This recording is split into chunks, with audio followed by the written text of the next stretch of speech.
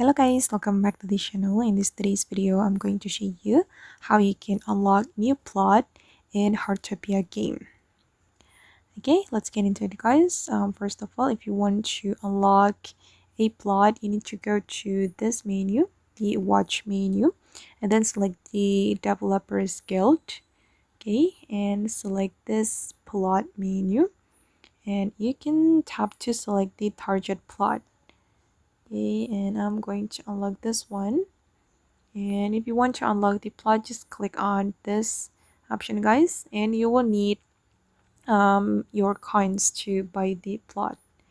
And to unlock the plot, you will need certain level, but I don't really remember which level that can unlock the new plot. But for now, I can only unlock this one. Okay, and you can see the unlock requirement right here. Prerequisite plot unlocked. Yeah, just like that. Okay guys, and that's how you can unlock new plot in Heartopia game.